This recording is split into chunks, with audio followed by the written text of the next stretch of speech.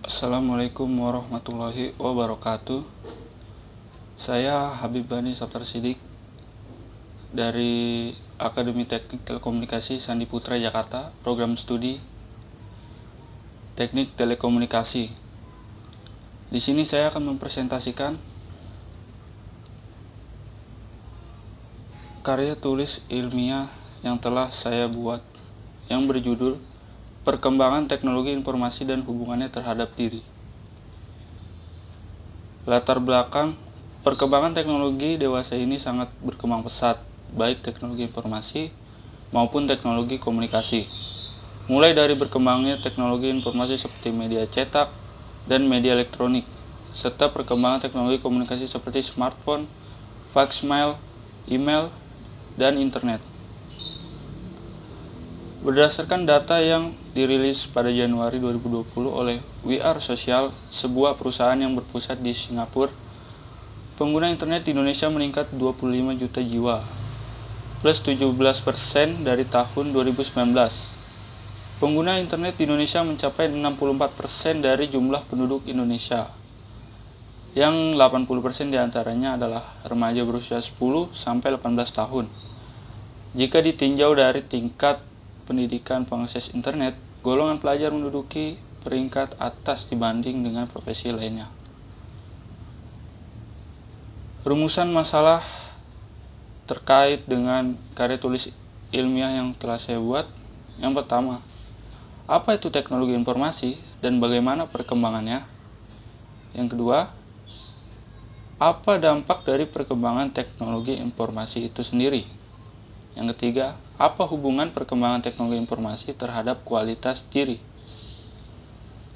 Tujuan penulisan karya tulis ilmiah ini untuk mengetahui pengertian dan perkembangan teknologi informasi dewasa ini.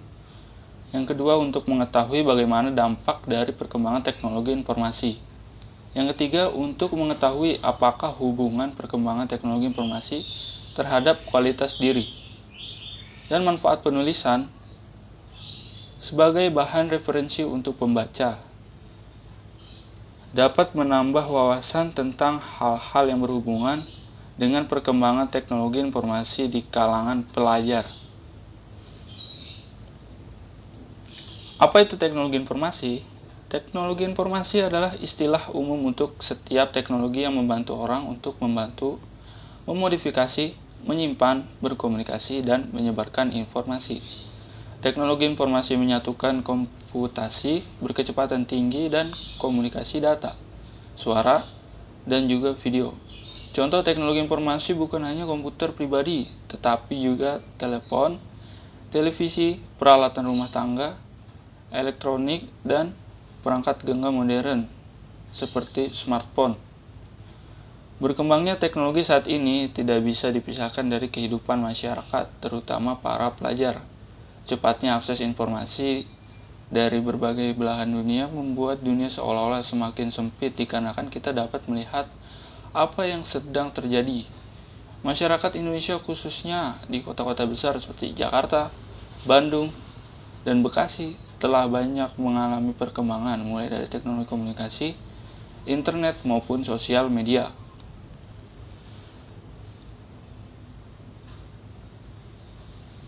Dari data yang telah saya dapat dari We Are Social, seperti gambar ini, menunjukkan bahwa pengguna terbanyak pada kategori social network terbanyak berasal dari pengguna YouTube, dan dari kategori Messenger atau chat aplikasi terbanyak berasal dari pengguna WhatsApp. Melalui media sosial tersebut, pelajar dapat menemukan teman baru maupun teman lama yang sudah lama tidak bertemu, berbagi informasi, bahkan sampai mendapatkan pundi-pundi penghasilan. Seperti pada contoh media sosial YouTube yang sekarang ini tengah populer di kalangan Indonesia, di mana kita dapat menghasilkan uang dengan cara membuat konten-konten kreatif dan dapat memberikan pelajaran bagi penonton. Itu adalah salah satu dampak positif yang dapat diambil dari perkembangan teknologi informasi. Dampak positif perkembangan teknologi informasi. Dari segi pendidikan, terlebih metode pembelajaran melalui internet yang kini telah dikembangkan menjadi e-learning yang dinilai cukup efektif dalam mengatasi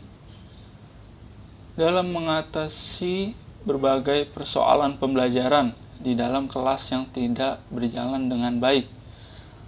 Dan juga e-learning bisa kita terapkan di masa-masa pandemi sekarang ini.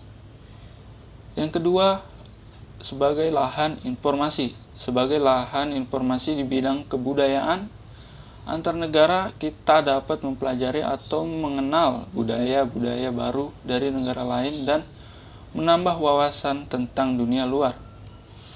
Yang ketiga, sebagai media pertukaran data. Para pengguna internet di seluruh dunia dapat saling bertukar data dan informasi dengan cepat dan murah. Yang keempat adalah sebagai lahan usaha. Salah satu contohnya seperti tadi, pada aplikasi YouTube kita dapat menambah penghasilan dengan cara membuat video atau konten-konten kreatif yang bernilai bagi para penonton. Jika teknologi informasi memiliki dampak positif, berarti teknologi informasi juga mempunyai dampak negatif. Perkembangan teknologi informasi.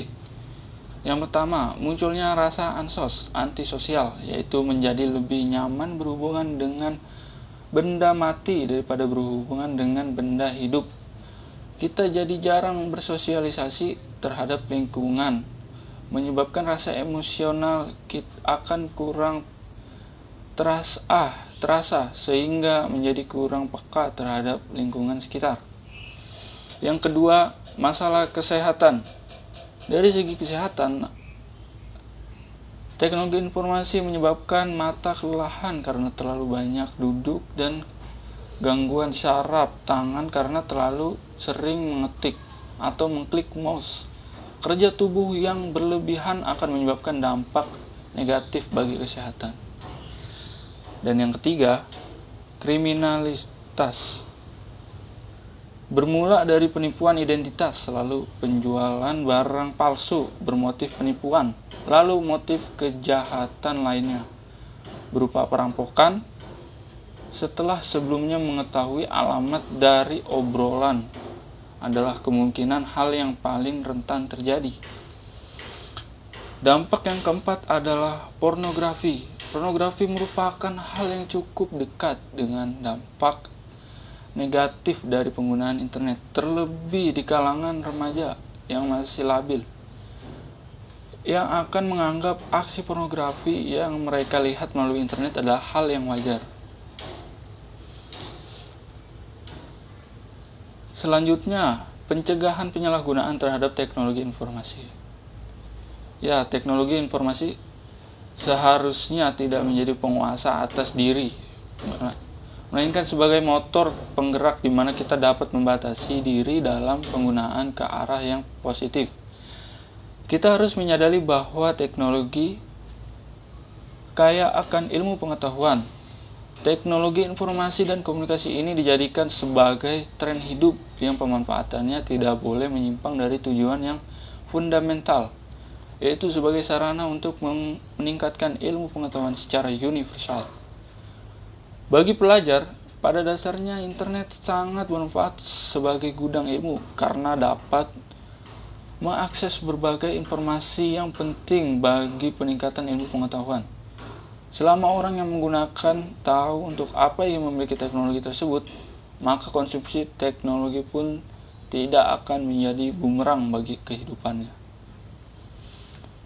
Peran lingkungan juga merupakan sesuatu yang ada di sekitar kita secara kehidupan kita, baik secara langsung maupun tidak langsung. Lingkungan adalah tempat belajar yang paling luas di mana kita dapat mempelajari segalanya dari kehidupan lingkungan di sekitar kita. Ya, peran lingkungan itu sangat penting untuk mencegah penyalahgunaan terhadap teknologi informasi. Seperti di lingkungan keluarga, dalam lingkungan keluarga, orang tua mempunyai peran yang penting dalam mengawasi dan mengarahkan anak agar tidak lepas kontrol dalam menggunakan teknologi informasi. Sebagai contoh, orang tua dapat mengajarkan nilai-nilai sosial dan agama yang merupakan benteng utama dari segala bentuk dari dampak negatif teknologi. Dan juga lingkungan sekolah.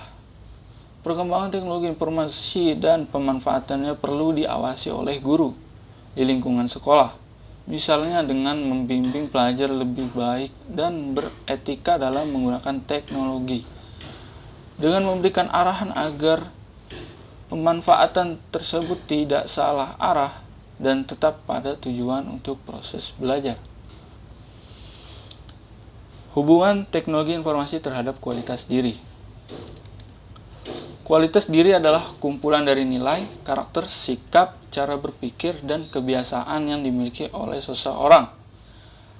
Dibutuhkan upaya sadar untuk meningkatkan kualitas diri dengan tidak menutup kemungkinan untuk yang masih muda ataupun tua, apalagi sebagai pelajar yang mempunyai perjalanan yang masih panjang dan masa depan yang baik.